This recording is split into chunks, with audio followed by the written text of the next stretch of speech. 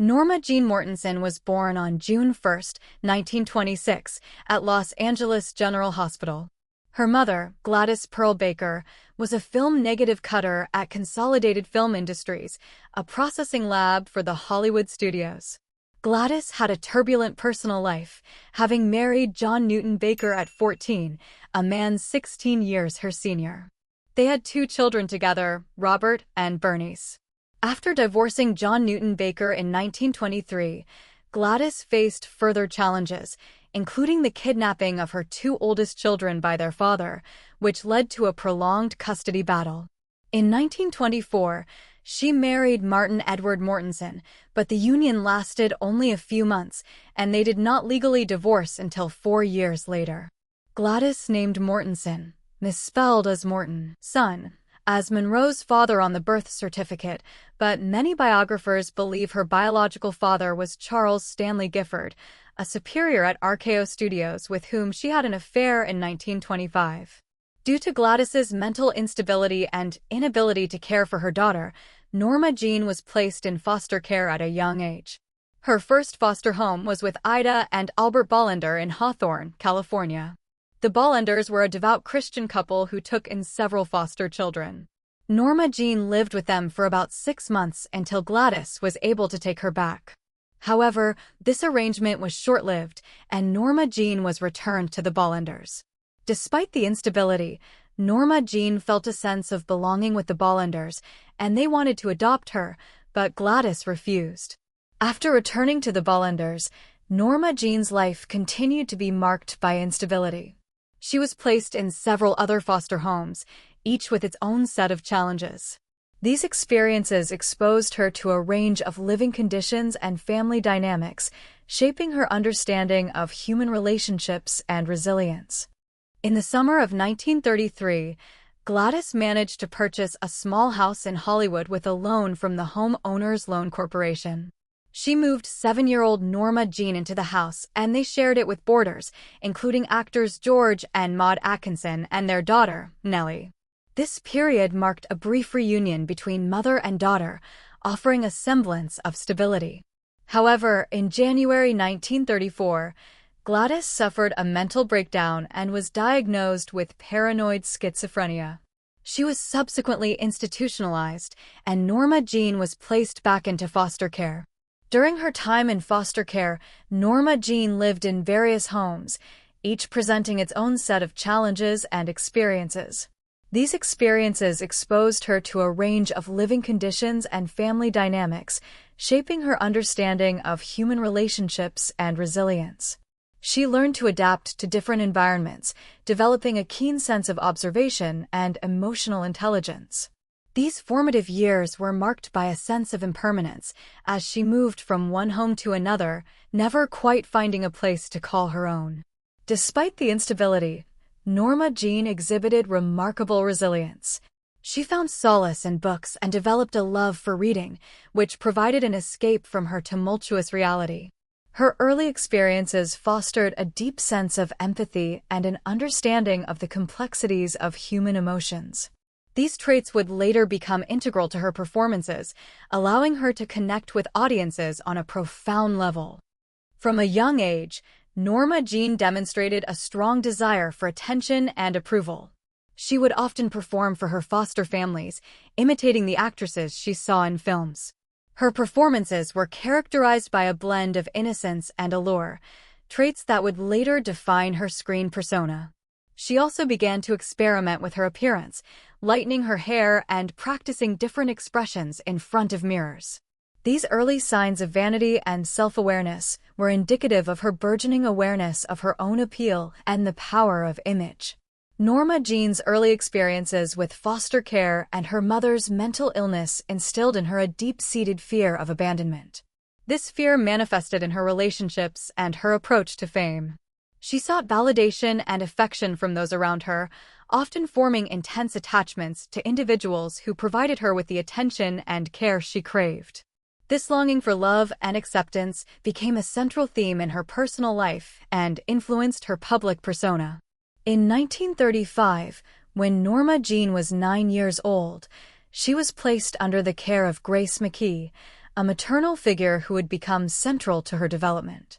Grace was a friend of Gladys and took a special interest in Norma Jeane, offering her guidance and encouragement. She recognized the young girl's potential and encouraged her to pursue her dreams. Grace's influence provided Norma Jeane with a sense of stability and a vision of possibility. She introduced her to the world of Hollywood glamour, taking her to see films and discussing the lives of actresses. This exposure ignited a desire in Norma Jeane to become an actress herself. Grace also played a pivotal role in nurturing Norma Jeane's self-esteem. She praised her appearance and talents, reinforcing the idea that she was special and deserving of success. This affirmation bolstered Norma Jeane's confidence and fueled her ambition. Grace's support was instrumental in helping Norma Jeane navigate the challenges of her early life and provided her with the emotional foundation needed to pursue her goals. When the United States entered World War II, the ripple effects reached every corner of American life, including the path of a young Norma Jeane Mortensen. In 1942, at just 16 years old, she faced a turning point that would unknowingly set the course for her transformation into Marilyn Monroe. Norma Jeane had spent her early life moving from foster homes to temporary guardianships, longing for stability. When her foster parents, the Goddards, decided to relocate out of state, they couldn't take her with them due to legal restrictions on moving minors. With limited options, Norma Jeane married her 21-year-old neighbor, James Doherty, on June 19, 1942. The marriage was not born of passionate romance, but of necessity, an arrangement to keep her from returning to the orphanage system. Doherty, a quiet and responsible young man, provided security and predictability. Norma Jeane assumed the role of a dutiful housewife in a modest Los Angeles home, learning to cook, clean, and manage domestic life while James worked. When Doherty enlisted in the Merchant Marine, their marriage shifted into long stretches of separation, with James stationed overseas. Norma Jeane's life became one of waiting, a pattern of solitude and self-reliance that would later echo in her adult relationships. By 1944, with so many men at war, women were recruited into industrial jobs to support the war effort. Norma Jeane joined the workforce, taking a position at the Radio Plane Company in Van Nuys, California. Her days were spent inspecting parachutes, assembling parts, and working with precision machinery in a noisy, grease-stained factory environment. She wore coveralls, tied her hair back in scarves, and traded the domestic quiet for the steady hum of industrial production. It was here that fate intervened. Photographer David Conover, on assignment to capture images of women contributing to the war effort, noticed Norma Jeane's photogenic presence among the workers. She wasn't just pretty, she had an unstudied radiance that drew the camera in. Conover's photos of her, laughing and working, would become the catalyst for her next chapter. Encouraged by Conover, Norma Jeane began posing for small modeling assignments. She quickly realized she had a natural ability to engage with the camera, tilting her head just so, softening her gaze, and letting her personality seep through her expression. Within months, she left factory work to pursue modeling full-time. By 1945, her fresh-faced look and adaptability made her a favorite among pin-up photographers. She appeared in advertisements for beauty products, swimsuits, and men's magazines. She also began working with Emmeline Snively at the Blue Book Modeling Agency, who advised her to lighten her naturally brown hair to a warmer blonde, a transformation that, over time, would evolve into the platinum signature of Marilyn Monroe. As Norma Jeane's modeling career grew, the cracks in her marriage widened. James Doherty, stationed far away, disapproved of her new ambitions. Modeling was, in his view, incompatible with the modest, domestic life they had once shared. In September 1946, she filed for divorce, a painful but liberating decision that severed her final tie to her old life. Around this time, she caught the attention of Ben Lyon, a talent scout for 20th Century Fox. After a screen test, Lyon signed her to a 6-month contract. Believing her birth name lacked Hollywood sparkle, he suggested a new identity. Drawing inspiration from actress Marilyn Miller and Norma Jeane's mother's maiden name, Monroe, Marilyn Monroe was born, at least on paper. Marilyn's first film appearances were small and uncredited, a background showgirl in Scudda Who? Scudda Hey? 1948, and a bit part in Dangerous Years, 1947. Between film work, she continued modeling, often for cheesecake-style pin-up photos that kept her financially afloat but did little to advance her acting ambitions. Determined to improve, Marilyn enrolled in acting classes, voice lessons, and diction training. She devoured books on drama and psychology, committed to understanding not only the mechanics of performance, but the human emotions that fueled it.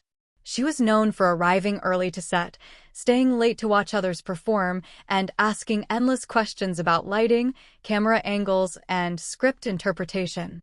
In 1948, Marilyn briefly signed with Columbia Pictures, where she worked with makeup artist Alan "Whitey" Snyder, who would remain her trusted collaborator for the rest of her life. Columbia sought to reshape her look, soft curls, bright lipstick, and a more refined wardrobe, presenting her as a wholesome girl-next-door type. While at Columbia, she was cast in the musical Ladies of the Chorus, 1948, as Peggy Martin, a burlesque dancer. The role, though modest, gave her the chance to sing on screen and display her charm in longer scenes. The film wasn't a hit, but it marked her first starring credit. By 1949, Marilyn was no longer an unknown, but she wasn't yet a star. She hustled for opportunities, attending industry parties, meeting producers, and accepting work wherever it came, sometimes in glamorous settings, other times in low-paying photo shoots. In May 1949, she posed for photographer Tom Kelly, nude except for a background of red velvet. The images would not surface publicly until years later, after she became famous, but they would cause scandal and, paradoxically, cement her as a bold and unapologetic figure in Hollywood.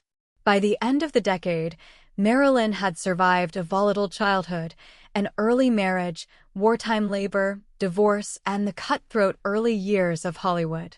She had crafted a new identity, sharpened her craft, and positioned herself for the breakthrough that would come in the next decade. This was no longer Norma Jeane, the factory worker. This was Marilyn Monroe, a woman on the brink of legend. The dawn of the 1950s found Marilyn Monroe balancing on the edge of stardom, not yet a household name, but already developing the charisma, skill, and work ethic that would make her one. These were the years when she went from bit player to one of Hollywood's most bankable stars, while privately battling insecurities, the pressures of fame, and the need to control her own destiny. In 1950, Marilyn's career took its first decisive leap forward. She landed a small but unforgettable part in John Huston's crime drama The Asphalt Jungle, playing Angela Finlay, the naive young mistress of a corrupt lawyer. With only a few minutes of screen time, she managed to convey innocence, vulnerability, and sensuality, a combination that audiences and critics couldn't ignore. That same year, she appeared in All About Eve, starring Bette Davis and Anne Baxter, as Miss Caswell, a graduate of the Copacabana School of Dramatic Art, as one character snidely describes her. It was another brief role, but her delivery, comedic timing, and luminous presence caught the attention of industry insiders. Marilyn had begun to master a crucial skill, making small parts unforgettable. Publicists at 20th Century Fox recognized her growing appeal and began shaping her public image. Photoshoots leaned heavily into the innocent bombshell archetype, the girl who didn't seem aware of her effect on men, even as she walked into a room and stopped conversation. She made the most of these opportunities, but privately she studied other actresses, Jean Harlow, Carole Lombard, Clara Bow, dissecting their comedic timing, their vocal cadence, and their ability to draw empathy from an audience. She was determined not to be just another pretty face.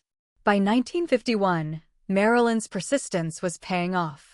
She appeared in 5 films that year, including As Young as You Feel, Love Nest, and Clash by Night. In Clash by Night, directed by Fritz Lang, she played a cannery worker alongside Barbara Stanwyck. Working with Stanwyck was a formative experience. Stanwyck's professionalism and grit left a deep impression on Marilyn, who admired her no-nonsense work ethic. Her screen time was expanding, but so was her off-screen notoriety. By 1952, gossip columns were fascinated by her, from the whisper of alleged affairs with powerful men to the resurfacing of the nude photographs she had posed for in 1949. When a journalist confronted her about the images, Marilyn didn't deny them. Instead, she famously replied, "I was broke and needed the money. Why should I be ashamed of that?" This refreshingly candid approach only increased her popularity, turning potential scandal into a statement of resilience. 1953 was the year Marilyn Monroe exploded into superstardom. 3 films cemented her place in Hollywood's A-list. Niagara. In this Technicolor noir thriller, Marilyn played Rose Loomis, a scheming femme fatale plotting to murder her husband. The role showcased her as dangerous and magnetic, proving she could handle darker material beyond comedic blondes. Gentlemen prefer blondes. Cast opposite Jane Russell, Marilyn played Lorelei Lee, a gold-digging showgirl with a dazzling smile and a disarming naivete. Her performance of "Diamonds Are a Girl's Best Friend" became instantly iconic, a masterclass in playful seduction that would be imitated for decades. How to Marry a Millionaire. Starring alongside Betty Grable and Lauren Bacall, Marilyn played Paula Debevoise, a nearsighted model who refuses to wear her glasses in front of men. Her comedic timing was flawless, and she more than held her own with 2 seasoned stars. By the end of 1953, Marilyn was not just a movie star, she was a cultural phenomenon. Her films were top box office draws, her image graced countless magazine covers, and her name was recognized around the globe. With fame came scrutiny. In January 1954, Marilyn married baseball legend Joe DiMaggio. Their union was one of the most publicized celebrity marriages of the era, blending Hollywood glamour with sports royalty. But behind the headlines, tensions brewed. DiMaggio was uncomfortable with the attention Marilyn's career demanded, particularly the public's fascination with her sexuality. The strain became glaringly obvious during the filming of The 7-Year Itch. While shooting the now-famous subway grate scene, Marilyn's white dress billowing up in the night air, crowds of male spectators cheered, and flashbulbs popped. DiMaggio, reportedly furious, saw the moment as public humiliation. Their marriage unraveled quickly, ending in divorce after just 9 months. Still, The 7-Year Itch became one of Marilyn's defining roles, blending comedy, vulnerability, and sex appeal into a performance that cemented her as Hollywood's reigning blonde star. By 1955, Marilyn was growing restless with being typecast. Determined to be taken seriously as an actress, she made a bold move. She broke her contract with Fox and relocated to New York to study at the Actors Studio under Lee Strasberg. This was more than a career decision, it was a declaration of independence. She walked away from a formula that guaranteed her fame and instead chose the uncertainty of artistic growth. In New York, she dressed down, avoided Hollywood-style publicity stunts, and immersed herself in method acting, exploring the emotional depth she felt had been missing from her work. It was during this period that Marilyn also began reading voraciously, everything from James Joyce to Russian literature, and surrounding herself with writers, artists, and intellectuals. The press didn't quite know what to make of it. Was Marilyn Monroe really a serious actress? She intended to prove it. By the end of 1955, Marilyn was no longer just a screen siren. She was a woman actively reshaping her career and her life on her own terms, setting the stage for the most complex, ambitious phase of her career. By 1956, Marilyn Monroe had remade herself. No longer simply the studio's most bankable blonde, she had walked away from the constraints of her contract, studied at the Actors Studio, and founded her own production company. This period marked the height of her determination to control her career and the beginning of the most turbulent, yet artistically ambitious, chapter of her life. In January 1956, Marilyn's bold gamble paid off. After months of tense negotiations, She signed a new contract with 20th Century Fox that gave her unprecedented creative control, including approval of directors, cinematographers, and scripts. She was no longer just an employee, she was a partner. That same year, she married playwright Arthur Miller, a figure deeply respected in the literary and theater world. The wedding, held in a small civil ceremony in White Plains, New York, was followed by a Jewish ceremony 2 days later. For Marilyn, this was more than a romantic union. It was a chance to bridge the worlds of Hollywood glamour and New York intellectualism. She converted to Judaism, moved into Miller's countryside home in Roxbury, Connecticut, and began a new life away from the relentless flashbulbs of Los Angeles. Friends noted her eagerness to immerse herself in Miller's literary circle, attending small gatherings with writers, artists, and academics. In the summer of 1956, Marilyn traveled to England to star opposite Sir Laurence Olivier in The Prince and the Showgirl. The production was a clash of worlds from the start. Olivier, a classically trained British actor, preferred a precise, controlled style, while Marilyn, now steeped in method acting, relied on emotional truth, improvisation, and deep character preparation. Tensions flared on set. Olivier grew impatient with her frequent late arrivals and her reliance on acting coach Paula Strasberg. Marilyn, in turn, felt Olivier treated her dismissively, as though she were merely a glamorous accessory rather than a serious performer. Despite the strained production, Marilyn's performance earned praise, particularly in France, where she was awarded the 1958 David D. Donatello Award for Best Foreign Actress. The film also marked the first production under her own company, Marilyn Monroe Productions, a symbolic victory for her independence. By 1957, cracks were forming in Marilyn's marriage to Miller.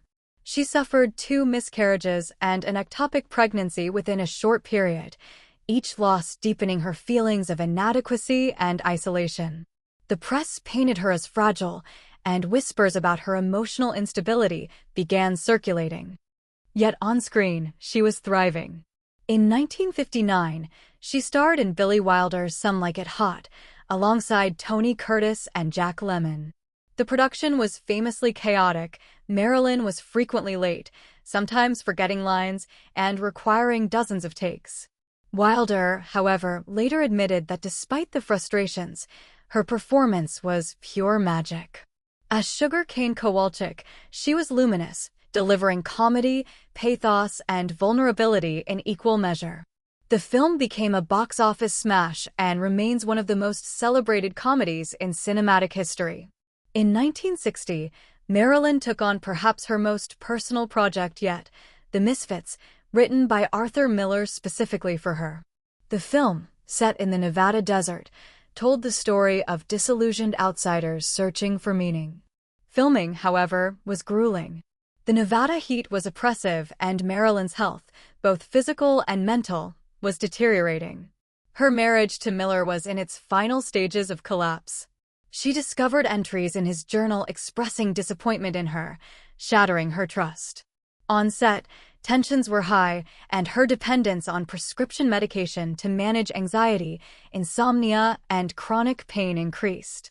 Still, her performance in The Misfits was hauntingly beautiful, a portrayal infused with vulnerability and quiet strength. Tragically, it would be the last completed film for both Marilyn and her co-star Clark Gable, who died shortly after filming wrapped. In 1961, Marilyn's public appearances dwindled. She underwent gallbladder surgery and was hospitalized for depression. The once flawless Hollywood star was now subject to tabloid headlines speculating about her weight, health, and relationships. During her recovery, she sold her Roxbury home and moved permanently back to Los Angeles. She purchased a modest Spanish-style house in the Brentwood neighborhood, the first home she had ever owned in her own name. She decorated it in a warm, inviting style, filling it with Mexican tiles, colorful fabrics, and personal mementos. Privately, she began reconnecting with old friends and cautiously re-entering the dating world, but her trust in people had been deeply shaken. In 1962, Marilyn signed on to star in Something's Got to Give, directed by George Cukor. From the start, production was troubled. Marilyn missed numerous shooting days, citing illness, though many suspected her absences were linked to stress and exhaustion. That May, she delivered her most famous public appearance, singing "Happy Birthday, Mr. President" to John F. Kennedy at Madison Square Garden. Wearing a flesh-colored, rhinestone-studded gown so tight it had to be sewn onto her body, her breathy rendition was both playful and electrifying. The performance only fueled speculation about her connection to the president. Back on set, Something's Got to Give spiraled into chaos. Fox fired her for repeated absences, but the decision backfired, public sympathy swung to Marilyn, and the studio invited her back. Before production could resume, however, tragedy struck. On the night of August 4th, Marilyn spoke with several friends over the phone, sounding tired but not overtly despondent. In the early hours of August 5th, she was found dead in her Brentwood home at age 36. The official cause, acute barbiturate poisoning, ruled a probable suicide. Her death shocked the world. Fans mourn the loss of a woman who seemed to embody both the glitter and the fragility of fame. In the decades since, speculation has never ceased. Theories range from accidental overdose to foul play involving political figures. Marilyn Monroe's final years were a tangle of triumphs and tragedies. She had battled for control over her career and image, broken barriers for actresses in Hollywood, and created performances that remain timeless. Beneath the glamour, she was a woman searching for respect, love, and stability, a quest that both fueled her artistry and, perhaps, contributed to her undoing. Even now, over 60 years later, her name conjures an image instantly recognizable, not just the blonde bombshell in a billowing white dress, but the complex, ambitious, deeply human figure behind it.